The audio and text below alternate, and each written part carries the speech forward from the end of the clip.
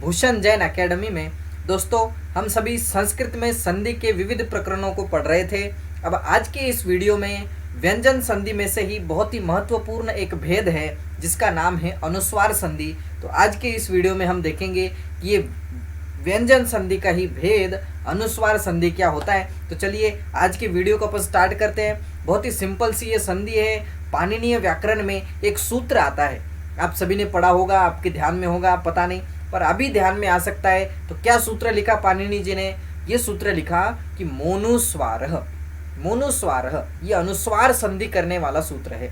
अनुस्वार संधि कहाँ होती है ये बताने वाला सूत्र है। तो अनुस्वार संधि, अनुस्वार का अर्थ क्या होता है ये तो आपको पता ही होगा। ये देखिए यहाँ नीचे के साइड अनुस्वार का चिन्ह दिया हुआ है। ऊपर जो बिंदी लगती है उस बिंदी को हम बिंदी बोलते हैं, पर वो बिंदी नहीं है, वो अनुस्वार है। ये अनुस्वार का चिन्ह है। तो ये कहाँ लगता है और म कहाँ लगता है, इसका भी एक नियम होता है। नियम के बिना यहाँ कोई काम नहीं चलता है। हम तो कहीं पर भी कुछ भी चिपका देते हैं, पर कहीं पर भी कुछ भी चिपकाना नहीं है। हमें नियम के अनुसार चलना है, तो ये हमारी राइटिंग सुधर सकती है, कुछ भी गड़बड़ नहीं हो सकती। देखिए तो यहाँ सूत्र लिखा गया मोनुस्वारः, अर्थात म प्लस अनुस्वारः। इसका विसर्ग करेंगे तो म प्लस अनुस्वारः ऐसा बन जाएगा।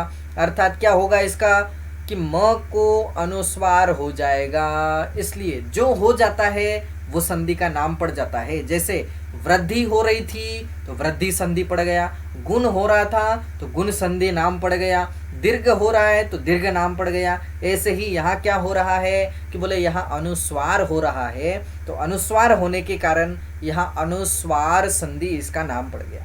इसका नाम अनुस्वार क्यों पड़ा? क्योंकि अनुस्वार हो रहा है, इसलिए अनुस्वार संधि नाम पड़ गया। बहुत सिंपल सा ये नियम है। आगे चलते हैं। मोनुस्वारः अर्थात म को अनुस्वार हो जाएगा। बोले कब हो जाएगा, कैसे हो जाएगा? तो देखिए यहाँ लिखा हुआ है, अर्थात पदांत म के बाद किसी व्यंजन वर्ण का मेल होने पर म के स्थान पर अनुस्वार हो जाता है।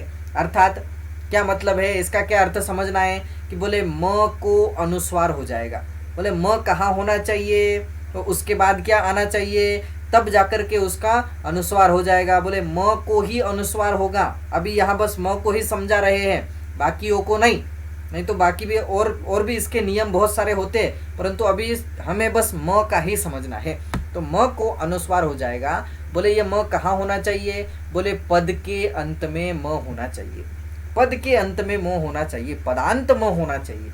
पद के अंत में म होगा तभी उसको अनुस्वार हो सकता है। और पद के अंत में म है, पर उसके आगे क्या आएगा कि बोले उसके आगे व्यंजन वर्ण का मेल होने पर म के स्थान पर अनुस्वार हो जाता है। बोले आगे म होना चाहिए और पहले पद और बीच में म होना चाहिए। यदि हलंत म पद के अंत में आता है और पद के अंत में आता है और उसके बाद यदि व्यंजन वर्ण आता है, स्वर वर्ण आएगा तो नहीं होगा। स्वर वर्ण आने पर वो जो म है वो स्वर वर्ण में मिल जाएगा। स्वर वर्ण से म नहीं डरता है, व्यंजन वर्ण से म डरता है। व्यंजन वर्ण जैसे ही दिख जाएगा तो बोले ये जो म है वो बिंदी बन करके उसके ऊपर बैठ जाएगा। कहाँ बैठ जाएगा? कि पद के अंत में जो स्वर है उसके ऊपर बैठ जाएगा। तो देखिए पदांत म के बाद किसी व्यंजन वर्ण का मेल होने पर म के स्थान पर अनुस्वार हो जाता है। अब पदांत तो आप जानते हैं, पद किसे कहते हैं? बोले शुभ तिगंतम पदम, कि बोले जिन जिन शब्दों के पीछे सुबंत और तिगंत प्रत्यय लगता है, सुबंत और सुप और तिंग प्रत्यय लगते हैं, बोले ये दोनों पद हो जाते हैं। प्रत्यय बहुत सारे हैं, प्रत्यय बहुत सारे होने पर भी जिन शब्दों के पीछे या जिन धातुओं के पीछे सुबंत और तिगंत ये दोनों प्रत्यय लगते हैं वो पद कहलाते हैं। और पद के अंत में यदि म आता है और म के बाद यदि कोई भी व्यंजन वर्ण आता है, हल वर्ण आता है, व्यंजन कहो हल कहो एक ही बात है, ह से लेकर ल तक माहेश्वरी सूत्रों के अंदर जाना है और ह से लेकर ल तक जितने वर्ण आते हैं वो सारे के सारे हल वर्ण कहलाते हैं। अभी हम व्यंजन संधि पढ़ रहे हैं, तो व्यंजन संधि का ही एक भेद है, ये हमें जानना चाहिए। ठीक, तो क्या नियम क्या बना कि बोले म को अनुस्वार हो जाएगा। कब हो जाएगा? कि बोले जब पद के अंत में म होगा, और म के बाद यदि व्यंजन वर्ण आ रहा होगा तो वो म उस व्यंजन वर्ण से डर करके ऊपर जाकर के बैठ जाएगा, गाड़ी के ऊपर जाकर के बैठ जाएगा। देखिए यहाँ सादा सिंपल सा लिखा हुआ है बॉक्स में, देखिए कि पदांत म प्लस हल वर्ण, पदांत म होना चाहिए, ये बात ध्यान में रखनी है। पद के अंत में म वर्ण होना चाहिए। पदांत म के बाद हल वर्ण आने पर ये जो म है उस म को अनुस्वार हो जाता है। अनुस्वार माने ये अनुस्वार का चिन्ह है, उसके ऊपर बिंदी बन जाती है। तो ये बिंदी कब बनेगी कि बोले जब पीछे म आ रहा हो, पद के अंत में म आ रहा हो और उसके बाद यदि व्यंजन वर्ण आ रहा हो या हल वर्ण आ रहा हो तो समझ जाना कि यहाँ अनुस्वार संधि होने वाली है। जैसे उदाहरणों के आधार से अपन समझते तो आपको और बात ये क्लियर हो जाएगी। जैसे यहाँ नियम लिखा है, आपको समझ में आ ही गया होगा, पदांत म प्लस हल वर्ण इज इक्वल टू अनुस्वार संधि। ये अनुस्वार संधि का नियम है। अब देखिए यहाँ उदाहरण अपन देखते हैं। जैसे यहाँ अहम गच्छामि, ये वाक्य बन गया कि मैं जाता हूँ। अहम गच्छामि, अहम माने मैं, गच्छामि माने जाता हूँ। तो देखिए अहम, पहले तो इसका विसर्ग, पहले ये तो ये ऐसा था अहम प्लस गच्छामि, अहम प्लस गच्छामि। अब ये अहम, ये पदांत म है, ये जो म आ रहा है ये पद के अंत में म आ रहा है। अहम ये पद है, अहम ये पद है और पद होने के कारण इसके अंत में यदि म आ रहा है और इसके ठीक बाद यदि कोई व्यंजन वर्ण आ रहा है तो स्वर वर्ण की बात नहीं है, व्यंजन वर्ण आ रहा है तो बोले ये जो ग है वो व्यंजन वर्ण है। और व्यंजन वर्ण आने के कारण होगा क्या कि बोले ये व्यंजन वर्ण जैसे दिख गया तो ये म, ये ह के ऊपर जाकर बैठ जाएगा, माने उसकी बिंदी हो जाएगी। बस बड़ा सिंपल सा नियम है। तो यहाँ म भी है, ये पद भी है और इसके आगे व्यंजन वर्ण भी आ रहा है या हल वर्ण भी आ रहा है, इस कारण से यहाँ अहम गच्छामि ये शब्द बन जाएगा। और यदि पद वर्ण भी होता परंतु आगे व्यंजन वर्ण न होकर के स्वर वर्ण होता तो बोले स्वर वर्ण होता तो इसका अनुस्वार न होकर के ये जो म है वो स्वर के अंदर मिक्स हो जाता, स्वर के अंदर मिक्स हो जाता, स्वर उसको अपने में मिला लेता। पर जैसे ही उसने व्यंजन देख लिया बोले वो डर गया, तो डर के ऊपर जाकर बैठ जाता है। ठीक, दूसरा उदाहरण देखते हैं सत्यम वद। सत्यम वद, ये सत्यम पद है, पद है, पद होने के कारण इसके अंत में म आ रहा है। पद तो है परंतु पदांत म आ रहा है, पद के अंत में म आ रहा है और आगे वद, वद माने वद, वद माने बोलना, तो वद व माने ये जो व है वो व्यंजन वर्ण है, हल वर्ण है।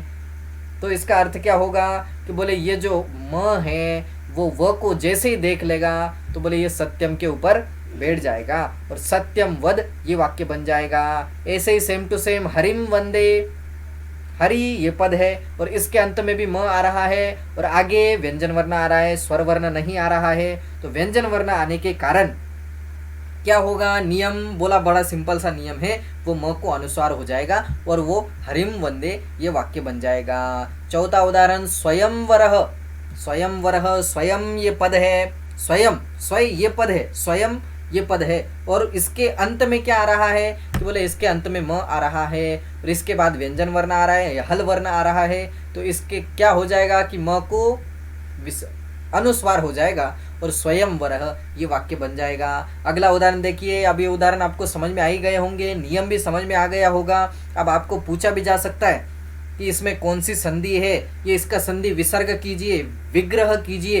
तो क्या करेंगे हम, विग्रह करना मतलब क्या करना है कि बोले बहुत सिंपल सी बात है। ये जैसे यहाँ धर्मम चरह लिखा हुआ है, धर्मम चर लिखा हुआ है, तो ये जो विसर्ग, ये जो अनुस्वार हमने ऊपर लेके गए थे, बस कुछ नहीं करना है, वो अनुस्वार को वापस लेकर के आना है। बोले ये विग्रह हो गया। विग्रह करने के लिए कुछ नहीं करना है, जितना बदल हमने जहाँ किया था वही बदल सेम टू सेम वापस लेकर के आना है। बोले जिस वाक्य को आपने गायब किया था, जिस अक्षर को आपने गायब किया था, वो अक्षर वापस लेकर के आ जाओ, तो वो हो गया विग्रह।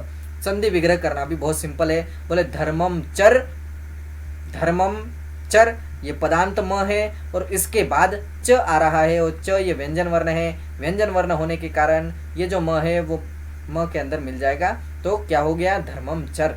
त्वम पठसी, त्वम पठसी, त्वम ये पदांत है, पदांत म है, तिंग प्रत्यय लगता है, तिंग प्रत्यय लगने के कारण यह पद बन गया और म म अंत में आ रहा है और उसके आगे पठ पठसी तो पठ आ रहा है, तो त्वम पठसी ये वाक्य बन गया। रामम भजामी, रामम पद है, पदांत म आ रहा है और भ आगे आ रहा है, तो भ व्यंजन वर्ण है, भ व्यंजन वर्ण होने के कारण रामम भजामी ये वाक्य बन गया। त्वम करोषि में भी सेम टू सेम त्वम, ये तिगंत म, तिगंत प्रत्यय लगने के कारण यहाँ पद बना हुआ है, और ये जो म है ये पदांत म है, और उसके आगे ठीक क आ रहा है। क वर्ण आने के कारण, क वर्ण का अर्थ इतना सा है कि ये क वर्ण हल वर्ण है, व्यंजन वर्ण है, स्वर वर्ण नहीं है। यदि स्वर होता तो बदल नहीं होता, व्यंजन वर्ण है, इस कारण से यहाँ बदलाव हुआ और ये म जाकर के त्वम के ऊपर बैठ गया और त्वम करोषि ये वाक्य बन गया। तो इतनी सिंपल सी ये संधि है, म को अनुस्वार हो जाएगा। बोले कब हो जाएगा? बोले जब पद के अंत में म होगा और म के बाद, यदि म के बाद ही देखना है, उसके बाद नहीं, म के बाद ही यदि कोई व्यंजन वर्ण हो, कोई हल वर्ण हो, स्वर वर्ण नहीं चलेगा, विसर्ग नहीं चलेगा, हल वर्ण होना चाहिए या व्यंजन वर्ण होना चाहिए, तभी ये म उसी से डरता है। किससे? बोले हल वर्ण से। और जा करके कहाँ बैठेगा? कि बोले अनुस्वार होकर के बैठ जाएगा उसके ऊपर। ठीक है, तो इतनी सी सिंपल सी ये संधि आपको समझ में आई गई होगी। तो अभी हम यही विराम लेते हैं। यदि आपको ये वीडियो अच्छा लगा हो तो ज़रूर इसको लाइक करें, शेयर करें और सब्सक्राइब करें। धन्यवाद।